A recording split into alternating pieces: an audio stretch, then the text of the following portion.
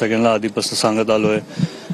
पहिला तर मी सगळ्याच माझ्या बारामतीकरांचं जे कुटुंब आहे त्यांना सगळ्यांना म्हणजे त्यांचा सर्वांचा खूप खूप आभार मानतो. त्यांनी दादांवरती आधीपासून प्रेम केलं आणि आता पण या निकालमध्ये ते दिसून आले.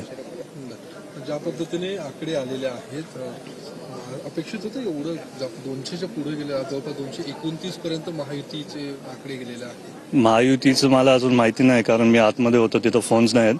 पण आपण तर 77,000च्या लीडवरती आता आहे. पण महायुतीचे आकडे जे तुम्हाला मी आता सांगतो 200च्या पुढे गेले, काय त्याच्यावर चांगलीच आहे. आता त्याच्यात चुकीची काय प्रतिक्रिया असणार? सगळ्यांचं प्रेम आहे सगळ्यात आपल्या नेत्यांवरती. सगळ्यांनी तिन्ही नेत्यांनी चांगलं कष्ट घेतलेत, कामं केलेत आणि आज सगळ्याच मतदार राजांनी तो निकाल तसा दिलाय.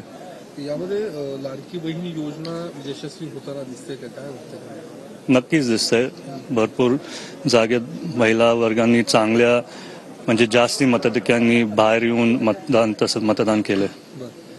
भाजप सर्वात मोठा पक्ष म्हणून पुढे आलेला आहे. जवळपास 129 जागा आतापर्यंत मिळत आहेत आणि तुमच्या पक्षामध्ये राष्ट्रवादी काँग्रेस अजित पवारांना 39 जागा आता दाखवत आहेत. काय वाटतं, मोठं यश म्हणते? आता बघू, अजूनपर्यंत मला वाटतं सगळं मतदान पूर्ण नाही झालंय.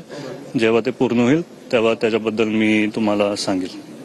पण मुख्यमंत्रीचं काय आता काय जसं तुमचं एकूण एक अपेक्षा होती, तुम्ही बोलून सुद्धा दाखवलं होतं की दादा मुख्यमंत्री होतील, अजूनही तीच आहे की? आता बघू, सगळेच महायुतीतले प्रमुख नेते तो निर्णय घेतील. अजीत दादा एकच वादा, अजीत दादा तुम आगे बढ़ो, हम तुम्हारे साथ हैं, जय दादा तुम आगे बढ़ो, हम तुम्हारे साथ.